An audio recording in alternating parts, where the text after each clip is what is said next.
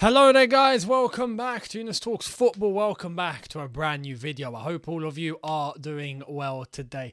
It feels weird that I know the weekend's coming up and Chelsea won't be playing whilst everyone else will be playing because we're knocked out the FA Cup. It feels weird. Third round and we're out. I'm sorry to begin the video on that note. It's just, yeah, we've got to wait like quite a long time now to see Chelsea play again. So there's that. Anyway, it seems like there will be a watch along, I think over on Matisse's channel on Friday for that Man City Arsenal game with me and the other lads from the All You Can Eat Chelsea crew. That's going to be a fun one, so make sure you're there for that.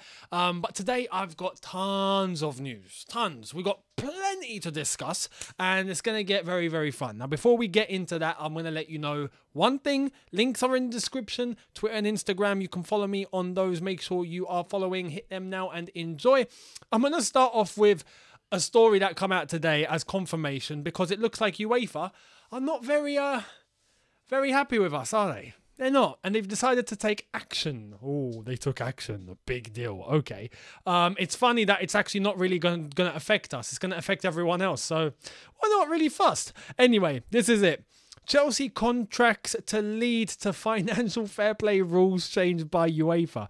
The article goes on to say UEFA is to change its financial fair play rules in response to Chelsea's recent trend of signing players on long-term contracts. Signing players on extended contracts enables Chelsea to spread the player's transfer fee over the life of that deal when submitting their annual accounts. That means £89 million signing Mykhailo Mudryk will be valued at £11 million a year over his 8.5-year deal. UEFA is to set a 5-year limit over which a transfer fee can be spread. Clubs will still be able to offer longer deals under UK regulations, but will not be able to stretch transfer fees beyond the first 5 years.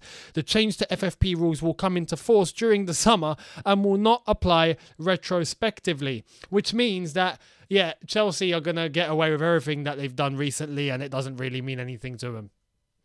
Was this rule change? I don't understand why now. What, like Atletico Madrid didn't make any long deals like that? No?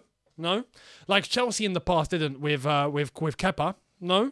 Like there hasn't been other clubs that have made that sort of deal before. No, 7 years, 6 years, that's not been an issue. But Chelsea decide to do it in order to balance books out because we are debt free and we can do that. Oh, no, it's a problem. We got to get rid of this. So now, in terms of contracts, it's fine to give 7 or 8 years, not a problem. But if you want the transfer to go through, you need to spread the transfer fee over 5 years and no more. So it means, for example, with £89 million signing Mudryk, instead of that being split 11 million a year, it would be roughly, let's try and get the calculator out for this one. Divide it by 5. So we're looking at, well, I want to say, what, 15 million or so? 15?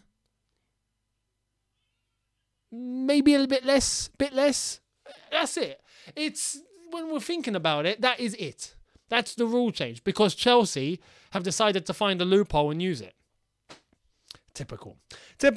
Let's get cracking into, FFP and all that. Not got to worry. And funnily enough, we've got Fabrizio Romano who's come out and confirmed this. Here it is. Chelsea are relaxed and not worried about FFP. They have people internally taking care of the financial situation. I love this so much, I have to say. I absolutely love it. And Fabrizio does go on to say this. I did miss this out. Apologies. He says, Chelsea are just doing their thing, doing their project. Look, we'll find another loophole. Simple. We found one, we'll find another. It's not a problem. These guys, clearly, when it comes to business, they know what they're doing. They absolutely know what they're doing. The one thing that we don't truly know is the footballing aspect, and that will come with time. Hopefully we'll see very, very good things, especially with the names that we're linked with, the players that we've already got in. It seems like we are bringing in quality, so that will tell. But money, business, leave them to it. It's now getting pretty evident and pretty clear as to why Roman, through Marina, and the rest of the people that were in charge of the sale were happy to sell to these guys. Because clearly, right, many people were like, oh, Chelsea are finished. We're doing more than we did with Roman. Enough said. Anyway, let's get cracking because obviously that rule is going to come into effect in the summer, not this January. So we're still free to do whatever the hell we want to do this month, which means we're going to get all our business done and everyone can suffer later, right? Let's get cracking. This is what Fabrizio has said because it seems like there's a certain Enzo who could be back on. Check this out. Chelsea are prepared to do something in the final 2 days of the window if they don't land Enzo or Caicedo. Maybe a surprising name. Remember Zakaria? Chelsea are ready. Now, I have to say with this, I hope it's not another Zakaria situation where we just end up having to try and find someone quick. All right, you'll do it. We'll get you. How much do you cost? Like, I hope it's not going to be like that. But if we can plan things in advance and have that plan B, plan A, plan B, plan C situation, then we should be okay. But look, we honestly should do whatever the hell we can to go and get Enzo and Caicedo. Screw it. Let's get both. Get both in. Why not? Because Enzo's going to cost a lot of money, yes. Caicedo will cost a lot of money too, but it seems like we've got a lot of it, so we might as well use it. We need midfielders, and then we'll probably end up selling Jorginho. We'll end up selling other guys. Kante, I don't know what's going on. We'll see what happens. He'll probably sign a new contract. But other players that will go will, tally up the money that we've spent. So it seems like in terms of net spend, if we want to bring that back out, we'll be just fine. So, look, that's a situation that I think we can honestly do. And when it comes to Enzo, I thought that was dead. It turns out it's not. It turns out Chelsea are still pursuing and Benfica have not closed the door. They have a condition, but they've not closed the door. What's the condition? Let's get into it. Fabrizio says, Chelsea asked Benfica last week if they changed their Enzo price. Rui Costa responded no, 120 million euros. Chelsea have to do it in the next days because Benfica would need a replacement. There's no talks ongoing right now. So, this is where the chase for Caicedo comes in, maybe. Look, when it comes to Enzo, I did read, and this kind of contradicts what Fabrizio has said, because Fabrizio has said that there's not been much in the last couple of days, right?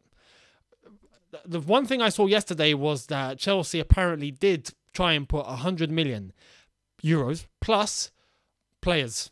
Now, who those players are, we don't know, but players in the deal as well to try and bring that up to the value of the release clause. We don't know if that's actually legit, if that's true, if that's not. According to Fabrizio, he's not really mentioned it, so I'm guessing there's not really much to it. Anyway, Enzo, we'll see what happens in the next few days. Chelsea might just go for it. They might. They honestly could. We can afford it. So we'll see what happens. Now, we're not just stopping there. This is the beautiful thing. I did say, when we were going after all these players that we've managed to get through the door right now, that if we go after a midfielder and a right back, then beautiful. Everyone else that we got is a beautiful extra and it will do just fine. Seems like we're not just stopping in all of those positions. We are going the extra mile. We're even going for the goalkeeping department. So here it is. This is the latest on the goalkeeping situation. One of the names I heard for Chelsea next goalkeeper is Raya from Brentford. Chelsea are still discussing this process and they are talking to Edu Mendy about a contract, but still no agreement.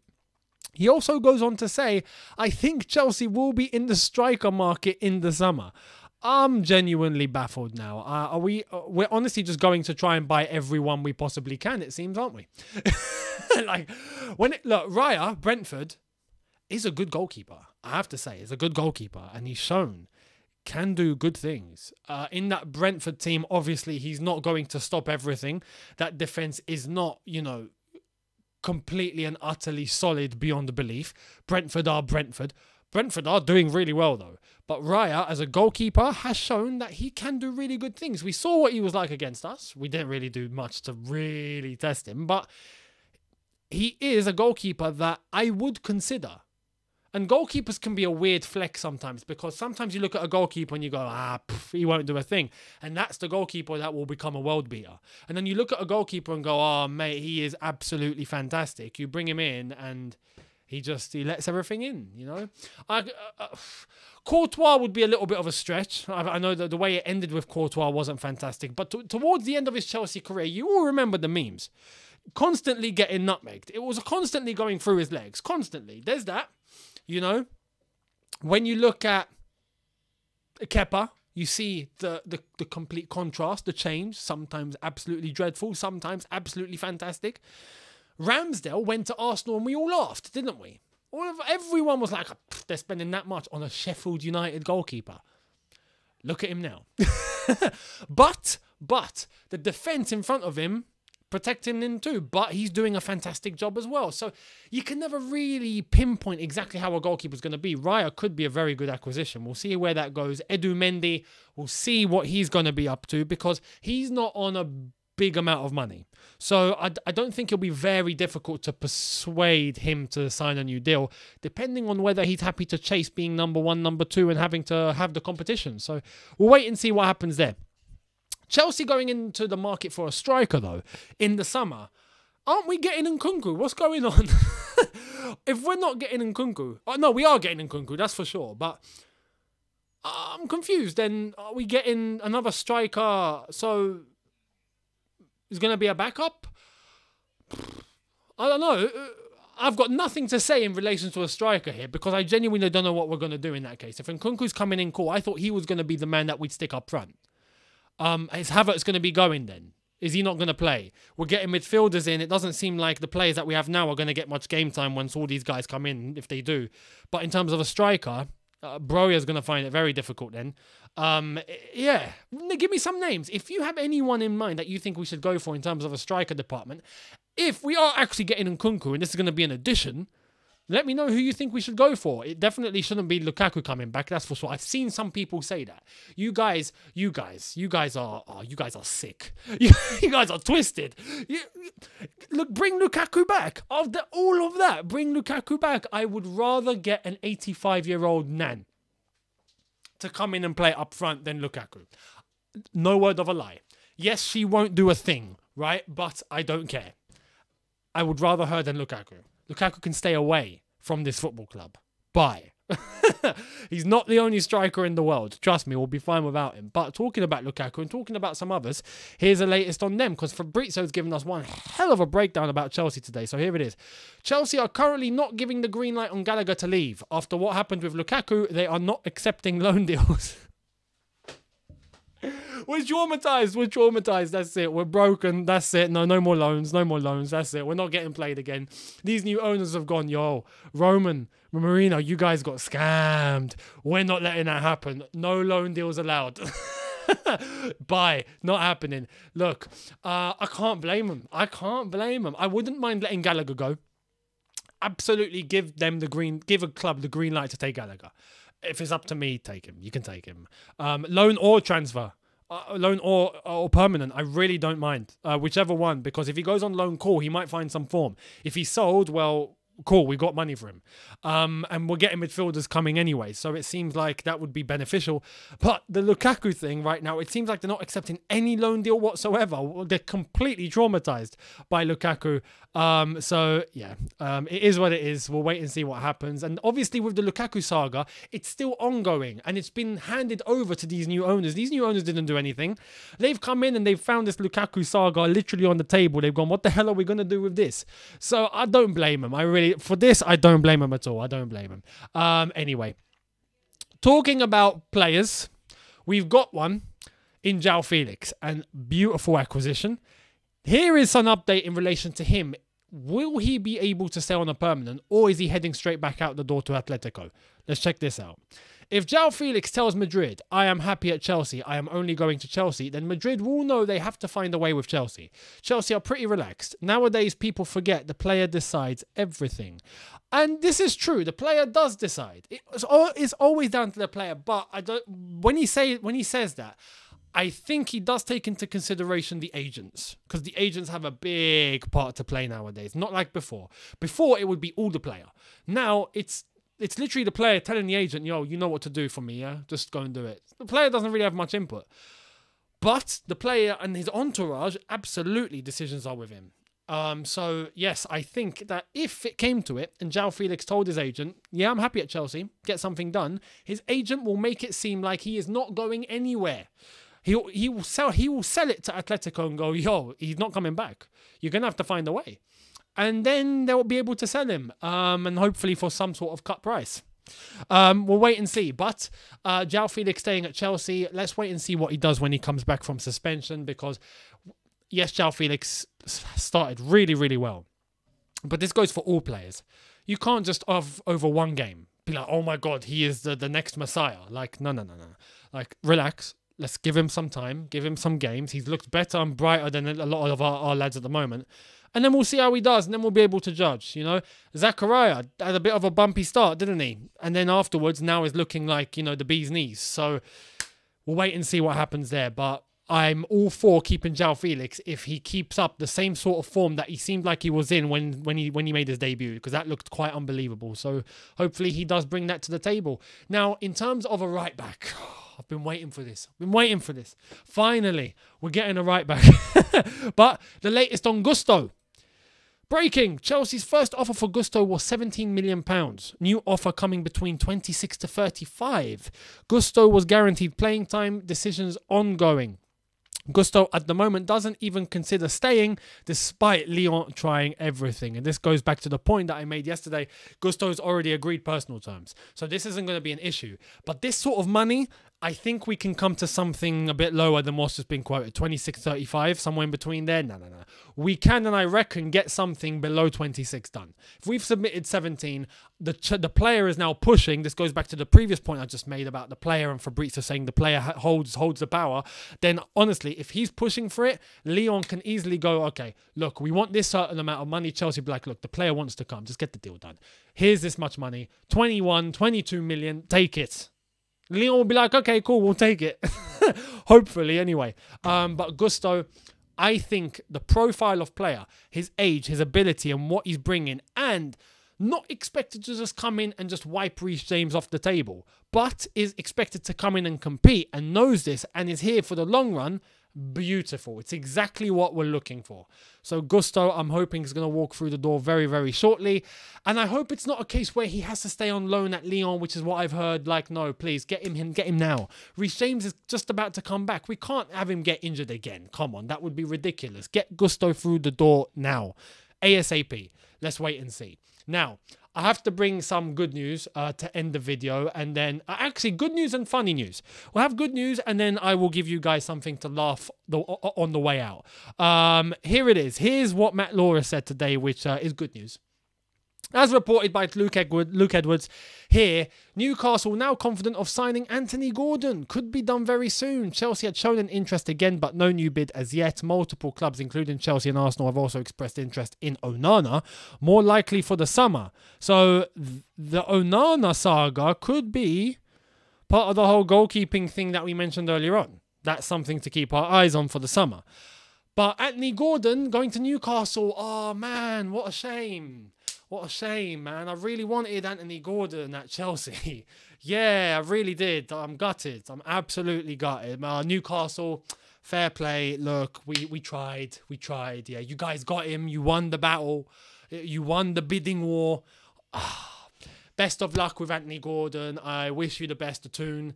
To be honest, look, Newcastle are doing really good things at the moment. So honestly, I wish them the best of luck in anything they actually do. But when it comes to Anthony Gordon, I'm glad they took him and not us. Because, look, Anthony Gordon, what, 60 million or what? No. Hell no. We don't need him. So, look, good luck to Newcastle. Anthony Gordon, absolutely nothing against the player. But, not the quality that I think we should be chasing. So it is what it is. Although I think at Newcastle, I think Anthony Gordon can do well there. I think he'll find his feet over there, but not at Chelsea. So it is what it is. Now, to laugh, I have to show you this because it involves Tottenham. And if something's funny, it normally does involve Tottenham. And I'm ending the video and I want to give you guys something to laugh about. So let's end it with Tottenham. Here it is. Justin, Tottenham's Dejan Kulusevski and Rodrigo Bentancur are among the players at risk of being banned for up to a month if they are found to have accepted falsely lower wages at Juventus. Now, Juventus have obviously been deducted 15 points. What's his face? Paratici, the new director at Spurs, who came from Juve, has already been banned for 2.5 years from Juventus and Italian football, and that could be spread to across Europe. So his activity in football could be 2.5 years out. So we're waiting to see what's going to happen there. Tottenham are falling apart. First it's Conte, Then it's all the signings and whatnot that didn't come into fruition. The hostility, the poor results. Then Paratici, Juventus, the links with him and over there, and now the players from there. Hilarious. Typical Tottenham. It's typical Spurs. Anyway, let me know your thoughts on that, because I think that's hilarious. But honestly, if you're a Tottenham fan, seriously, how are you feeling? Let me know what the hell is going on and what's the solution. Thank you all so much for watching. I will give you guys more of an update into things tomorrow, so make sure you guys are here for that, and I will see all of you then. Thank you so much for watching. Hit the subscribe button if you are new. Hit the notification bell to be notified once I've uploaded. Smash like button if you've enjoyed this, and I will see all of you then. Have a good one, people. See you then. Take care and peace.